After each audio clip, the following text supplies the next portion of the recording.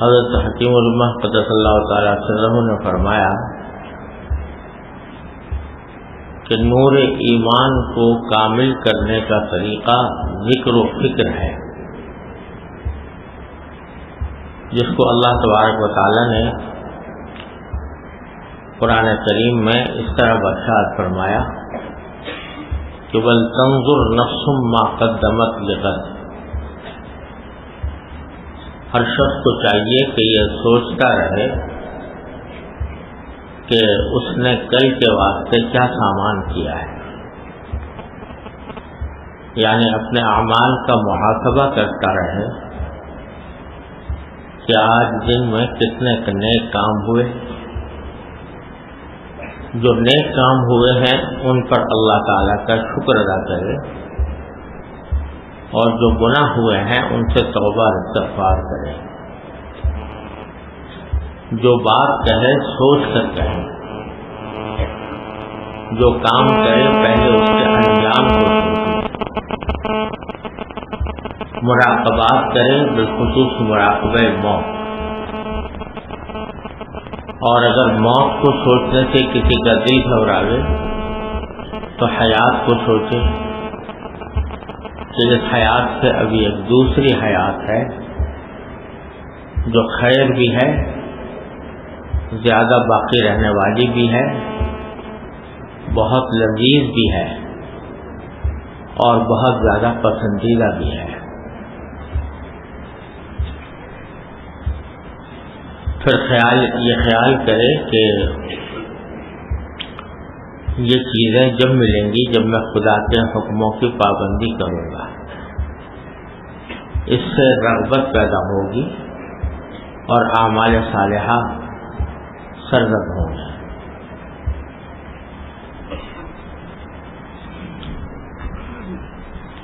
تو حضرت نے فرمایا کہ نور ایمان کو مکمل کرنے کا طریقہ ذکر و فکر ہے، یعنی سوچنا، اللہ تبارک و تعالیٰ کی نعمتوں کو سوچنا، اللہ تبارک و تعالیٰ کی بارگاہ میں حاضری کو سوچنا، اپنے اعمال کے بارے میں سوچنا، اور اللہ جل جلالہ کے جلال و جمال اور کمال کو سوچنا۔ اور یہی وہ بات ہے جو پہلے بھی عرض کرتا رہا ہوں کہ ہمیں اپنے سوچ کا رخ تبدیل کرنے کی ضرورت ہے۔ اس وقت ہماری سوچ بچار، خواہشات، جذبات، امنگیں جو کچھ ہیں وہ دنیا کی لذتوں راحتوں کی طرف لگی ہوئی ہیں، اور دن رات ہمارے دماغ کی سوئی انہی کی طرف گھومتے رہتی ہے۔ کون سے کام سے زیادہ لذت حاصل ہو، کون سے کام سے زیادہ راحت ملے، کون سے کام سے میری لوگوں میں شہرت ہو، کون سے کام لوگوں کو پسند آئے، تعریف ہو، بس اسی ادھیڑ بن میں ہمارے شب و روز گزرتے رہتے ہیں۔ اس کا نتیجہ یہ ہے کہ آخرت سے غفلت رہتی ہے،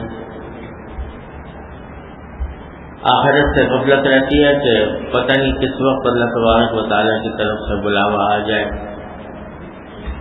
اور اس وقت کیا حال ہوگا اس کا خیال بہت شاذ و نادر لوگوں کو آتا ہے۔ سوچ کا رخ بدلنا، اس کو دنیا سے آخرت کی طرف پھیرنا، مخلوق سے خالق کی طرف پھیرنا، اللہ تبارک و تعالیٰ کی جمال و جمال، جمال و جلال، اس کے کمال، اس کی طرف پھیرنا، یہ مقصود ہے، اور اسی سے ایمان کا نور کامل ہوتا ہے حضرت فرماتے ہیں۔ اور حاصل یہ ہے کہ غفلت کی زندگی، جو دن رات اللہ تبارک و تعالیٰ سے غافل ہو کر جو زندگی گزر رہی ہے، اس کو اللہ تبارک و تعالیٰ کے ذکر و فکر سے آباد کیا جائے۔ اور کہنے کو تو میں نے کہہ دیا اور سن بھی لیا، لیکن اس پر عمل جو ہے وہ اپنی سوچ کے رخ بدلنے کا عمل، یہ مسلسل مشق چاہتا ہے، ایک دن میں حاصل نہیں ہوتا کہ پہلے ہی دن آدمی کی سوچ ساری اللہ تعالیٰ کی طرف گر جائے، ایک دن میں نہیں ہوتا۔ کرتے رہنے سے، مشق کرتے رہنے سے، اللہ تبارک و تعالیٰ کے نعمتوں کا استحضار کرتے رہنے سے، ہر چیز کے پیچھے اللہ تبارک و تعالیٰ کا جلوہ دیکھتے رہنے سے رفتہ یہ ایک عادت بن جاتی ہے، اور اللہ تبارک و تعالیٰ کی کا ذکر و فکر انسان کے دل میں سما جاتا ہے۔ اور اس کا راستہ یہ ہے، سب سے اہم چیز جس سے یہ دولت حاصل ہوتی ہے اللہ تبارک و تعالیٰ کے ذکر و فکر کی، وہ محبت ہے، اللہ جل جلالہ کی محبت۔ جس سے انسان کو محبت ہوتی ہے تو دل و دماغ پر وہی چھایا رہتا ہے۔ یہ انسان کی فطرت ہے، جس سے محبت ہوگی اس کے خیال آتے رہیں گے، اس کا تذکرہ آدمی کو اچھا لگے گا، اس کا دھیان اچھا لگے گا، اس کے تصور اچھا لگے گا۔ تو جس سے محبت ہو جاتی ہے اسی کا ذکر و فکر ہوتا ہے انسان کے دل و دماغ۔ اگر تھوڑی دیر کے لیے کسی اور کام میں لگ بھی گیا تو پھر دوبارہ لوٹ کر ادھر ہی آ جاتا ہے۔ دنیا کی محبتوں میں، فانی محبتوں میں بھی یہ ہوتا ہے کہ دل دماغ کے اوپر وہی تصور چھایا رہتا ہے جس سے انسان محبت کرتا ہے، جس کی انسان کے دل میں خواہش ہوتی ہے، وہ دل و دماغ پر چھائی جاتی ہے۔ اگر اللہ تبارک و تعالی ہماری اس محبت کا رخ اپنی طرف عطا فرما دے، ان سے محبت ہو جائے، اللہ تعالیٰ اپنے فضل و کرم سے ہم سب کو عطا فرمائے، وہ محبت عطا ہو جائے تو پھر دھیان بھی انہیں کا رہے گا، تصور بھی انہیں کا رہے گا، سوچ بھی انہیں کے متعلق ہوگی، تذکرہ بھی اسی کا ہوگا۔ تو اصل چیز اللہ جل جلالہ کی محبت ہے، اور اس محبت کو حاصل کرنے کے چند طریقے ہیں، وہ ذکر کرتا ہوں اللہ تبارک بزرگوں سے سنے ہوئے۔ اللہ تبارک و تعالیٰ اپنے فضل و کرم سے ہم سب کو عطا فرما دیں۔ پہلی بات جو اللہ تبارک و تعالیٰ کی محبت دل میں پیدا کرنے کے لیے ایک بہترین راستہ ہے، وہ اللہ تبارک و تعالیٰ کی نعمتوں کا استحضار ہے، اللہ تعالیٰ کی نعمتوں کا دھیان، کیا کیا نعمتیں اس نے مجھے عطا فرما رکھی ہیں۔ صبح سے لے کر شام تک کی زندگی میں کیا کیا اللہ تبارک و تعالیٰ نے میرے لیے سامان راحت رکھے ہیں، کس طرح اللہ تعالیٰ نے مجھے پیدا کیا، کس طرح میں زندگی گزار رہا ہوں، کس طرح میری زندگی کے سانس چل رہے ہیں، کس طرح اللہ تعالیٰ نے میرے جسم کی مشین بنائی ہے، وہ کس طرح کام کر رہی ہے، کیا مجھے کس طرح اللہ تبارک و تعالیٰ غذا عطا فرما رہے ہیں، رزق دے رہے ہیں، کیسے خوشیاں مجھے عطا فرماتے ہیں، کیسے راحتیں عطا۔ ان نعمتوں کا جب آدمی سوچنے کا عادی بن جائے کہ یہ نعمت ہے جو مجھے حاصل ہو رہی ہے، اللہ جل جلالہ کی عطا ہے، تو اس سے خود بخود منعم، یعنی جو نعمت دینے والا ہے اس سے محبت پیدا ہوتی ہے۔ کوئی آدمی فرض کرو، مخلوق کی مثال لے لو کہ اگر کوئی آدمی روزانہ آپ کو لا کے جو ہے وہ پیسے دے دیا کرے، روزانہ کو آپ کے لیے ہدیے لا رہا ہے، تحفے لا رہا ہے، کھانے پینے کے سامان لا رہا ہے، تو اگر روز اس کی نعمتوں میں تم زندگی گزار رہے ہو، اس کی طرف سے تمہارے لیے اتنی خاطر مدارات ہو رہی ہے، تو اس کی محبت پیدا ہوگی کہ نہیں ہوگی؟ اس کا جب ذکر کرو گے، اس کے ذکر میں مزہ آئے گا، اس کو سوچو گے تو اس کی سوچ میں لطف آئے گا کہ میں اپنے منعم اور محسن کا خیال کر رہا ہوں کہ جو میرے لیے اتنی نعمتیں مجھے دیتا ہے۔ حالانکہ وہ بیچارہ کیا دے گا، وہ بیچارہ تمہیں کیا دے گا؟ پیسے دے دے گا، کوئی کھانا دے دے گا، کوئی ہدیہ تحفہ دے دے گا، وہ سب چیزیں معمولی نوعیت کی ہیں، پھر بھی اس سے محبت ہو جاتی ہے۔ اور جو ذات کے پیدا کرنے سے لے کر مرتے دم تک جس سے تمہیں نعمتوں میں ڈبویا ہوا ہے، اس کی نعمتوں کا جتنا استحضار کرو گے اتنا ہی اس سے انشاءاللہ محبت پیدا ہوگی۔ تو اللہ تبارک و تعالیٰ کی نعمتوں کا دھیان کر کے اس کا شکر، یہ شکر بڑی نعمت ہے، اللہ تعالیٰ کی نعمتوں کا شکر بڑی نعمت ہے۔ اس شکر کی وجہ سے اللہ تبارک و تعالیٰ کی محبت بھی دل میں پیدا ہوگی انشاءاللہ۔ ہمارا الٹا حساب یہ ہے کہ سارے نعمتوں میں زندگی گزارتے ہوئے اگر کوئی ایک تکلیف آ جائے یا ایک بات طبیعت کے خلاف ہو جائے، اس کو لے بیٹھتے ہیں اور اس کو لے بیٹھ کر اس کا شکوہ کرتے رہتے ہیں اور کہتے ہیں کہ بھائی میں بڑی مشکل میں ہوں، لیکن ہزار نعمتیں جو اللہ تو ہزاروں لاکھوں کروڑوں انگنت ان کی طرف دھیان مل جاتا ہے۔ ایک مرتبہ میرے شیخ حضرت عارفی قدس اللہ تعالیٰ کے درجات بلند فرمائے، سخت گرمی پڑ رہی تھی کراچی میں اور لوگ گرمی سے بلبلائے ہوئے، تو کسی نے حضرت کی مجلس میں یا حضرت آج کل گرمی بڑی سخت ہے،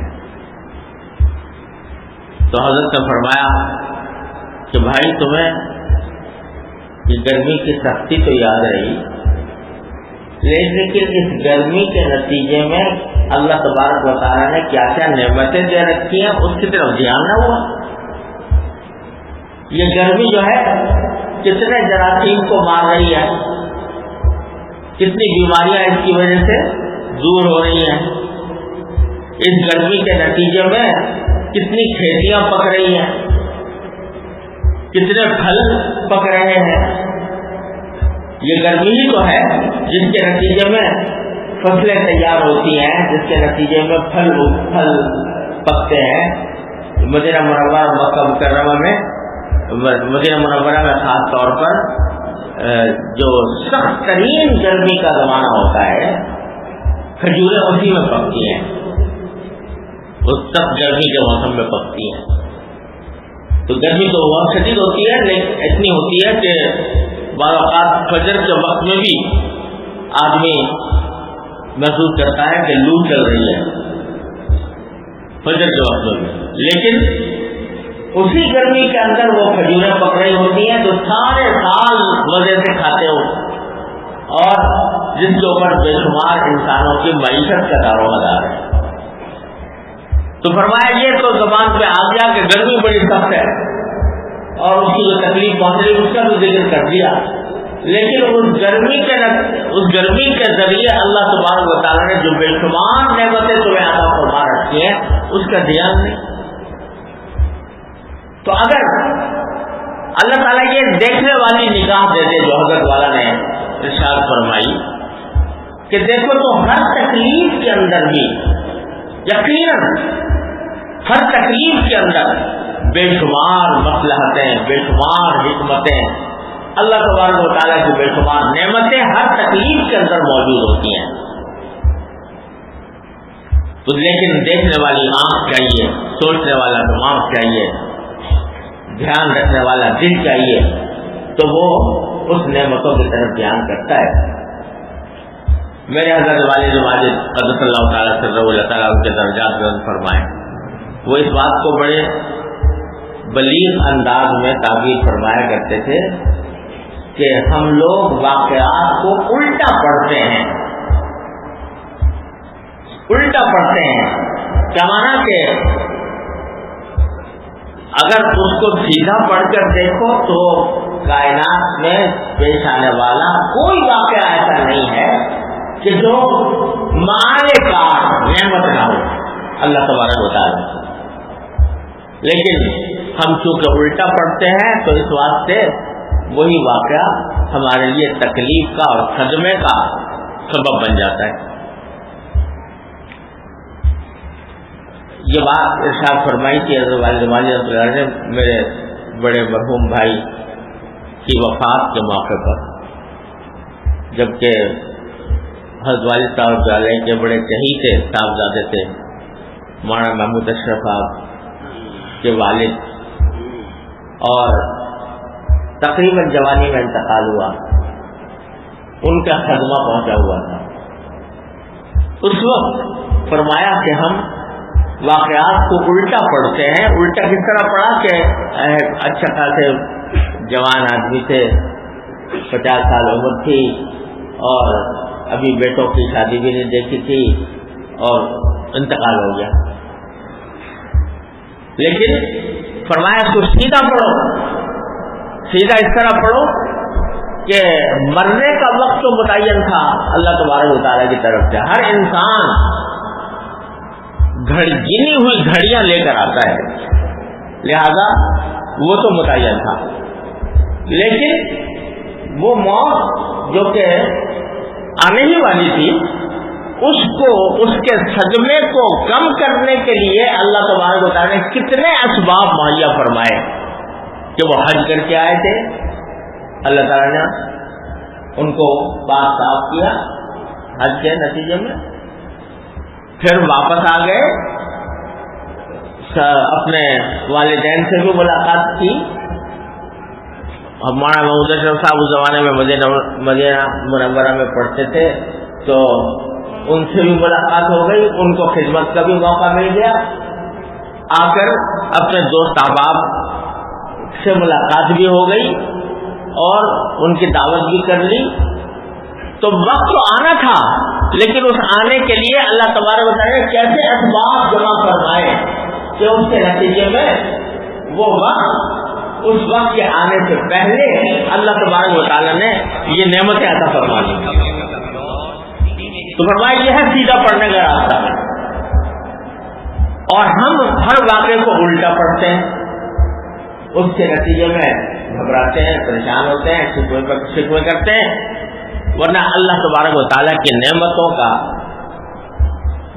ہر بڑی تکلیف دہ حالت میں بھی اللہ تبارک و تعالیٰ کی طرف سے بیماری تو آ گئی، لیکن کتنے ایماندار مجھے میسر ہیں. اللہ تعالیٰ نے استطاعت دی ہے کہ میں اس کا علاج کر سکوں، مہربان معالج موجود ہے، ان نعمتوں کا تصور کرو تو یہ سیدھا پڑ اور کہ بھائی اچھا خاصے ہم ٹھیک ٹھاک تندرست تھے، سب کام کر رہے تھے، بیٹھے بیٹھے بیمار پڑ گئے. یہ الٹا پڑ رہا ہے واقعی کو. ارے کوئی انسان ایسا نہیں ہے کہ جس کو زندگی میں کبھی نہ کبھی بیماری پیش نہ آئے، لیکن بیماری پیش آنے کے ساتھ اللہ تبارک و تعالی نے کتنے اسباب دے رکھے ہیں راحت کے اور اس تکلیف کو ہلکا کرنے کے. اس کو بھی تو اور سب میرے والد ماجد رحمۃ اللہ سنایا کرتے تھے کہ حضرت کے استاد سے حضرت میاں صاحب رحمۃ اللہ علیہ، حضرت مولانا سید اصغر حسین صاحب رحمۃ اللہ علیہ، تو ان کے بارے میں حضرت والد صاحب کو اطلاع ملی کہ بیمار ہیں، تو عیادت کے لیے تشریف لے گئے. حضرت کو اس وقت بہت شدید بخار تھا، شدید بخار تھا، تیز بخار، جل رہے تھے بخار. تو حضرت والد صاحب رحمۃ اللہ علیہ نے جا کر پوچھا کہ حضرت کیسے مزاج ہیں؟ تو فرمایا اللہ تعالیٰ کا شکر ہے کہ میرے آنکھ صحیح کام کر رہی ہے، اللہ تعالیٰ کا شکر ہے میرے کان صحیح کام کر رہے ہیں، اللہ تعالیٰ کا شکر ہے دل صحیح طرح دھڑک رہا ہے، اللہ تعالیٰ کا شکر ہے کہ میں بات کر سکتا ہوں، اللہ تعالیٰ کا شکر ہے کہ میں بیٹھ بھی سکتا ہوں. البتہ تھوڑا بخار ہو گیا ہے، دعا کرو اللہ تعالیٰ وہ بھی دور فرما دے. تو جتنی تکلیفیں نہیں تھیں ان کا پہلے ذکر کیا کہ یہ نعمت میسر ہے، یہ نعمت میسر ہے، یہ نعمت میسر ہے، یہ نعمت میسر ہے، یہ تھوڑی سی ہے، اللہ تعالیٰ اس کو بھی دور فرما دے. اللہ تعالیٰ یہ ہمیں اپنے واقعات کو سیدھا پڑھنے کا عادی بنائے تو اللہ تعالیٰ کی نعمتوں کا پتہ چلے، اور نعمتوں کا پتہ چلے گا جتنا اس پر غور کرو گے اتنا ہی اللہ جل جلالہ کی محبت انشاءاللہ پیدا ہوگی. تو نعمتوں کا استحضار، اس پر شکر، اس کی عادت ڈالنے کی ضرورت ہے. صبح سے شام تک نہ جانے کتنے واقعات ہمارے ساتھ گزرتے ہیں جن سے راحت ملتی ہے، بس گزرتے چلے جاتے ہیں، اس سے ویسے ہی گزر جاتے ہیں، وہ میرا حق تھا مجھے مل گیا. ارے اس پر اللہ تعالیٰ کا شکر تو ادا کرو، یہ تو کہو کہ میرے پروردگار نے مجھے یہ نعمت دی ہے. نعمتوں کا استحضار عادت ڈالنے سے ہوتا ہے، مشق کرنے سے ہوتا ہے. تو جتنا یہ استحضار ہوگا اللہ تعالیٰ کی رحمت سے انشاءاللہ اتنی ہی محبت پیدا ہوگی اللہ تبارک و تعالیٰ کی طرف سے. دوسری بات، اللہ جل جلالہ کی محبت کو دل میں جاگزین کرنے کا دوسرا بہترین مؤثر ترین نسخہ اور طریقہ وہ ہے اللہ والوں کی صحبت. ان کے قریب بیٹھو، ان کے ساتھ رہو، اپنی صحبت کو درست بناؤ. غافل لوگوں کی صحبت سے بچو، ایسے لوگوں کی صحبت سے کہ جو آخرت سے غافل ہیں اور دنیا ہی ان کی سوچ اور سوچ بچار کا محور ہے. ایسے لوگوں کی صحبت سے بچو. بقدر ضرورت جتنا سابقہ پیش آ جائے وہ آ جائے، لیکن صحبت، ان کے ساتھ بیٹھے رہنا، ان کے ساتھ زندگی گزارنا، اس سے بچو. حدیث میں رسول کریم سرور عالم صلی اللہ علیہ وسلم نے ارشاد فرمایا کہ نیک ہم نشین، نیک ساتھی وہ ساتھی کہ جس کی فکر آخرت کی طرف زیادہ ہو اور جو عمل صالح کرنے والا ہو. نیک ساتھی اس کی مثال ایسی ہے جیسے کوئی خوشبو بیچنے والا، خوشبو بیچنے والا، مشک حدیث میں آتا ہے مشک بیچنے والا، حضور نے اقدس صلی اللہ علیہ وسلم نے فرمایا کہ اگر تم کسی مشک بیچنے والے کے پاس بیٹھو گے تو 3 باتوں میں سے ایک بات ضرور حاصل ہوگی، یا تو تمہیں خواہش پیدا ہوگی لاؤ بھائی خرید لوں یہ خوشبو، تو خرید لو گے تو وہ خوشبو تمہاری ہو جائے گی، یا اگر فرض کرو خریدنے کی رائے نہیں، پیسے نہیں یا ارادہ نہیں خریدنے کا، ہو سکتا ہے جب تم وہ تمہارے پاس تم اس کے پاس بیٹھے ہو تو کوئی روئی کا کھایا ہی دے دے تمہیں کہ لگا لو، تھوڑی سی خوشبو مل جائے اس سے۔ اور اگر یہ کچھ بھی نہ ہو تو جتنی دیر بیٹھو گے اتنی دیر تو خوشبو آئے گی، جتنی دیر بیٹھو گے اتنی خوشبو آئے گی تمہیں۔ تو اس لیے فائدے سے کسی حال بھی خالی نہیں، نیک آدمی کی صحبت سے کبھی بے فائدہ نہیں ہوتی، کم از کم تھوڑی دیر کے لیے خوشبو آ جائے گی، زیادہ بیٹھو گے زیادہ خوشبو آنے لگے گی، اور زیادہ بیٹھو گے تو وہ خوشبو تمہاری طرف منتقل ہو جائے گی۔ تو اچھے ہم نشین، نیک ہم نشین کی مثال کیا ہے، اور برا ہم نشین اللہ بچائے غفلت میں رہنے والا، جس کو خدا کی فکر نہیں، رسول کی فکر نہیں صلی اللہ علیہ وسلم، آخرت کی فکر نہیں، ایسے آدمی کی مثال فرمایا ایسی ہے جیسے لوہار کی دھوکنی۔ اب تو یہاں نظر نہیں آتی، دیہاتوں میں اب بھی ہوتی ہے، لوہار جو لوہے کا کام کرتے ہیں تو ایک بڑی مشق سے ہوتی ہے، وہ اس کو دھوکنی کہتے ہیں، عربی میں کیر کہتے ہیں، تو وہ اس کو کرتا رہتا ہے، اس میں آگ بھی لگتی ہے۔ فرمایا اگر اس کے پاس بیٹھو گے تو عین امکان ہے کہ کسی وقت اس کی چنگاری تمہارے اوپر آ جائے، تمہارے کپڑے جلا دے، اور بعض اوقات اگر آگ زیادہ بڑھ جائے تمہارے گھر ہی کو جلا کر راکھ کر دے، یہ کبھی اندیشہ ہے۔ لیکن اگر یہ کچھ بھی نہ ہو، جتنے دیر بیٹھے رہو گے بدبو آتے رہے گا، اس بدبو سے حفاظت نہیں۔ تو ایسے ہی برے ہم نشین اور ایسے شخص، ایسے ساتھی کی مثال اس شخص کے جو لوہار کے پاس بیٹھا ہو، کچھ نہ کچھ تکلیف ضرور پہنچے گی، کچھ نہ کچھ اس کا اثر ضرور آئے گا۔ اور اگر کسی اللہ کے نیک بندے کے پاس بیٹھو گے جس کو آخرت کی فکر ہے، جس کے دل میں اللہ تبارک و تعالیٰ کا خیال ہے، تو اس کے خصلتیں، اس کی عادتیں، اس کا مزاج، اس کا مذاق تمہاری طرف منتقل ہوگا رفتہ رفتہ۔ صحبت صالح ترا صالح کنت، نیک آدمی کی صحبت تمہیں نیک بناتی ہے۔ حضرت شاہ عبد الغنی صاحب پھول پوری رحمۃ اللہ علیہ، اللہ تعالیٰ ان کے درجات بلند فرمائے، ان سے کسی نے ایک مرتبہ اب حضرت کے متعلقین میں سے ایک شخص نے آ کر کہا کہ حضرت میرا ایک آم کا درخت تھا، اس میں آم کا باغ لگایا تھا، اس میں آم کا بڑا شاندار درخت تھا، آم کڑوا ہو گیا، اب جو اس پہ آم آتے ہیں تو کڑوے آتے ہیں، اچھا خاصا میٹھے درخت کا، میٹھے آموں کا درخت تھا، کڑوا ہو گیا۔ حضرت نے پوچھا کہ کیا ہوا، کیسے ہو گیا؟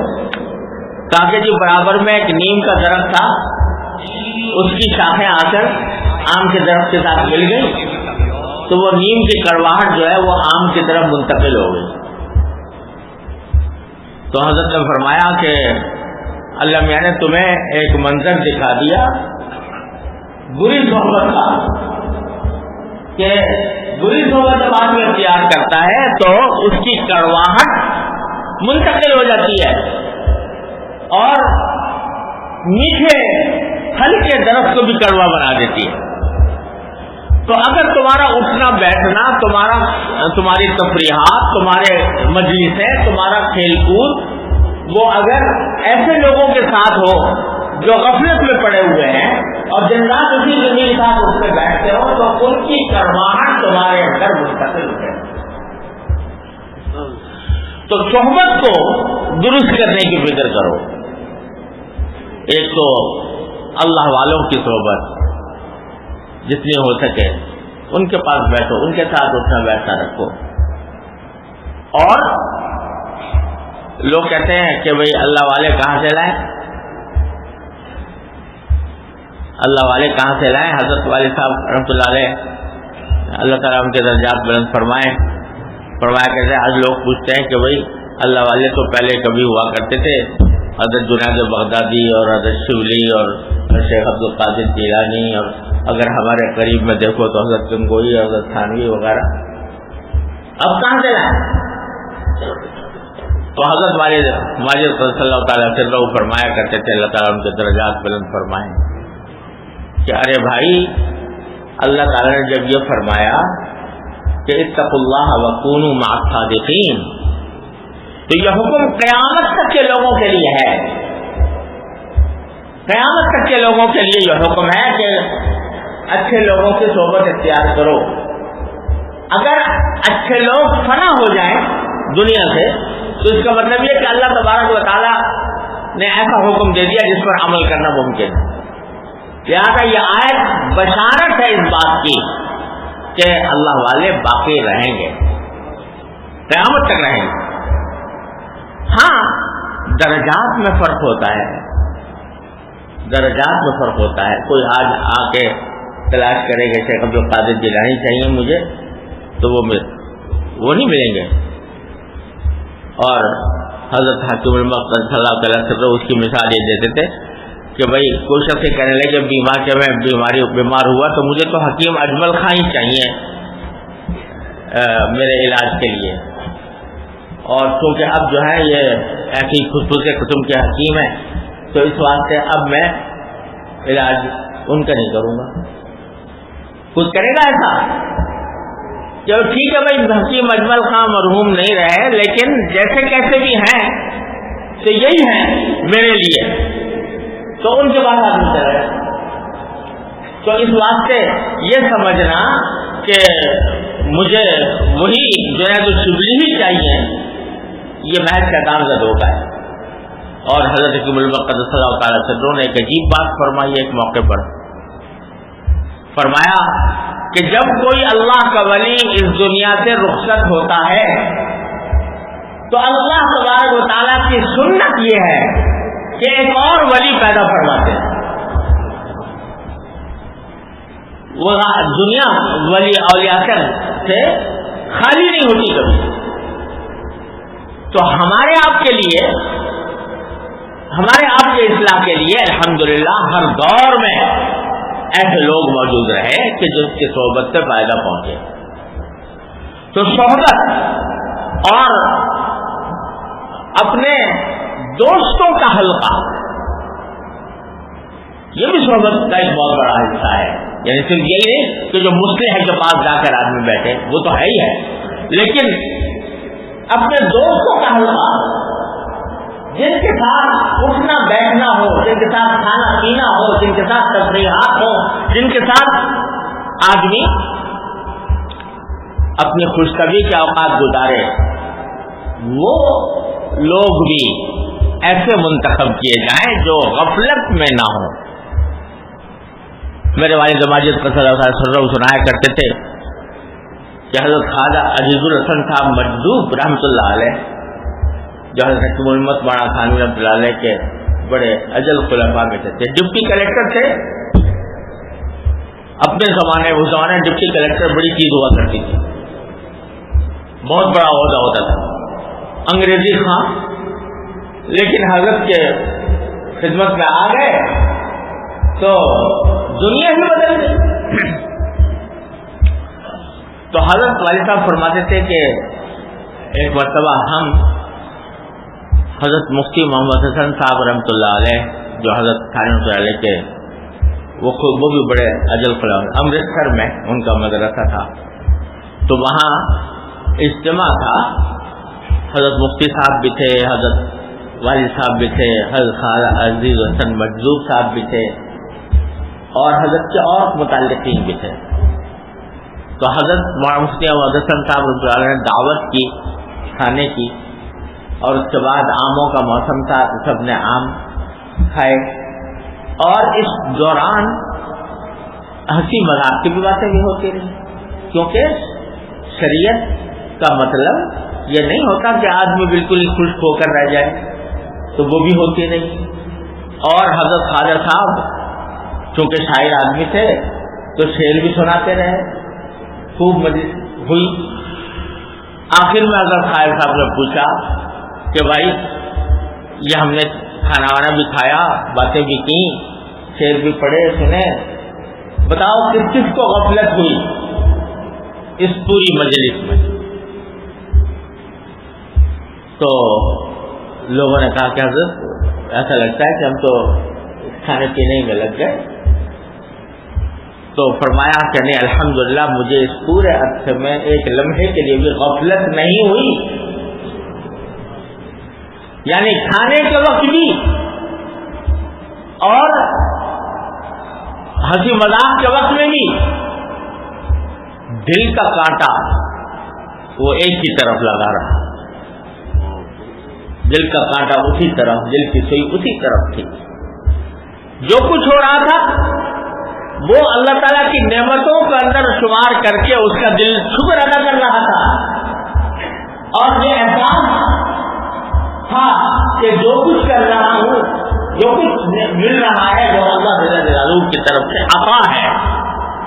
اس احساس کے ساتھ آدمی کھائے گا بھی، پیے گا بھی، باتیں بھی کرے گا، لیکن وہ غفلت کی بات نہیں ہوگی، وہ اللہ جل جلالہ کے ذکر و فکر ہی پر مشتمل ہوگی.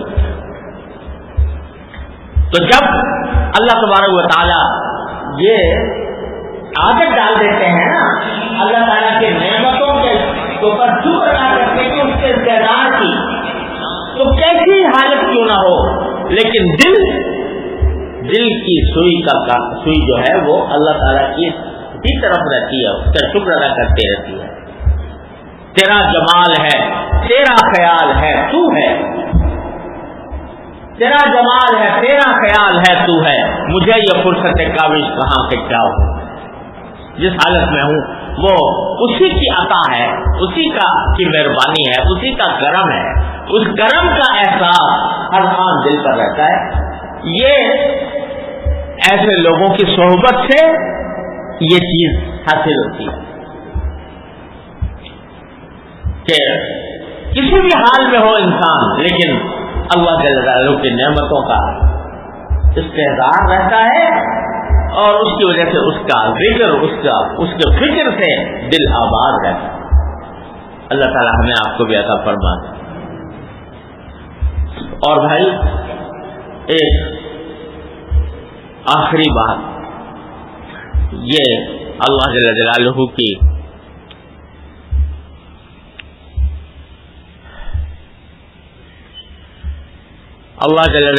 کی محبت حاصل کرنے کے لیے ایک دعا کو اپنا ورد بنا لو. صبح شام ہر نماز کے بعد چلتے پھرتے اس دعا کو اپنا ورد بنائے انسان کہ اللہم ارزقنی حبک، اللہم ارزقنی حبک. پوری دعا سے اس طرح ہے اللہم ارزقنی حبک وحب من يرفعنی حبہ عندک. لیکن ایک جملہ اگر چھوٹا سا بھی یاد رہ جائے، اللہم ارزقنی حبک، چلتے پھرتے اٹھتے بیٹھتے پڑھتے رہو، رکھ رہو اس دعا کی. اللہ تعالیٰ مجھے بھی توفیق دے، آپ کو بھی توفیق عطا فرمائے. اللہم ارزقنی حبک، اللہم ارزقنی حبک. مانگتے رہو، مانگتے رہو، مانگتے رہو. ان کی بارگاہ ایسی ہے کہ انشاءاللہ ضرور عطا ہوگی. مانگنے والا چاہیے، اس کی اہمیت محسوس کرنے والا چاہیے، لیکن جب یہ مانگے گا اور یہ دو باتیں جو میں نے عرض کی ہیں کہ اللہ تعالی جلالہ کی نعمتوں کا استحضار اور نیک صحبت، اس کے ساتھ یہ مانگتے رہو، انشاءاللہ ثم انشاءاللہ عطا ہوگی، اور جب عطا ہوگی تو دنیا کی کوئی بڑی سے بڑی محبت بھی اس کا مقابلہ نہیں کر سکتی، کوئی بڑی سے بڑی محبت بھی اس کا مقابلہ نہیں کر سکتی جو اللہ تبارک و تعالیٰ کی محبت ہوتی ہے۔ اللہ تعالیٰ اپنے فضل و کرم اپنے رحمت سے ہم سب کو عطا فرما دے۔